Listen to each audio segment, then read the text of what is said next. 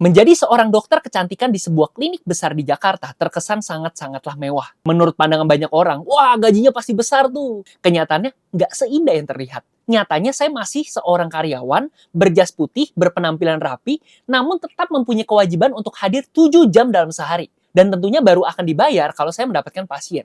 Jujur kalau ditanya, sebenarnya apa sih tujuan besar saya dalam hidup? Ya tentunya saya ingin hidup enak, mengalami yang namanya financial freedom dan juga time freedom. Jujur siapa sih yang nggak senang kalau bisa menghasilkan meskipun sedang rebahan? Saya bukannya tidak senang loh ya dengan profesi saya saat ini.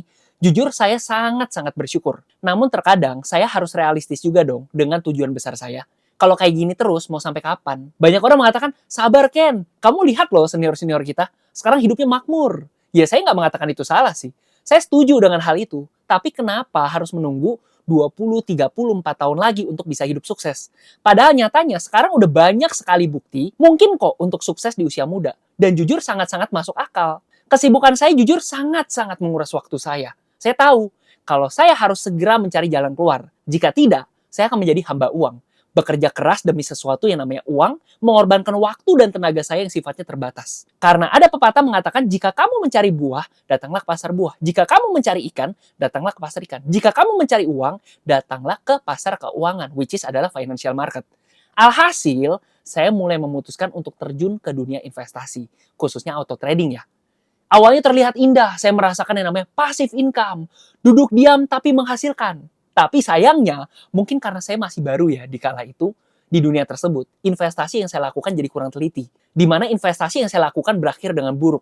Saya terjebak dalam investasi bodong, yang pada akhirnya saya rugi besar. Jujur peristiwa itu memukul mental saya. Ekspektasi yang tidak sesuai dengan realita benar-benar membuat saya terpuruk. Namun saya paham, itu semua kesalahan saya, bukan kesalahan orang lain. Dan saya nggak boleh menyerah. Karena jika saya menyerah, selesai sudah. Tidak akan ada lagi seorang Ken yang sukses di usia muda. Tidak ada seorang Ken yang financial dan time freedom. Dan tentunya akan banyak sekali orang-orang yang saya kasihi akan kecewa. Meskipun berat, mulailah saya mengevaluasi diri. Pada akhirnya saya mendapatkan beberapa kesimpulan dalam berinvestasi, khususnya auto trading. Pertama, saya akan memprioritaskan yang namanya adalah safety atau keamanan. Saya harus tahu di mana dana saya ditempatkan. Apakah di sisi saya atau di sisi pengelola dana. Kedua, saya akan memprioritaskan yang namanya legalitas. Apakah diawasi Bapepti? Apakah diawasi OJK? Kegiatan transaksi ini diawasi atau ilegal? Itu akan sangat-sangat mempengaruhi. Dan yang ketiga, barulah kita ngomongin profitnya. Jadi itu filter saya dalam menaruh uang saya. Apabila poin pertama dan kedua tidak lulus, maka lupakan poin ketiga. Tidak penting profit tapi tidak aman. Tidak penting profit tapi tidak legal. Karena menurut saya sayang, kita bekerja keras mencari uang, tapi semudah itu hilang. Setelah saya mendapatkan kesimpulan tersebut, barulah sekarang saya sadar. Singkat cerita, saya menemukan instrumen auto trading yang memenuhi ketiga kriteria di atas. Dan pada hari ini, jadilah saya yang seperti sekarang. Tetap produktif sebagai dokter kecantikan, tapi mendapatkan tambahan dari yang namanya auto trading.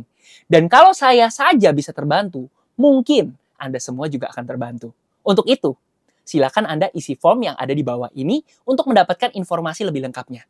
Oke, sekian dari saya, Ken Filanka, salam auto trading.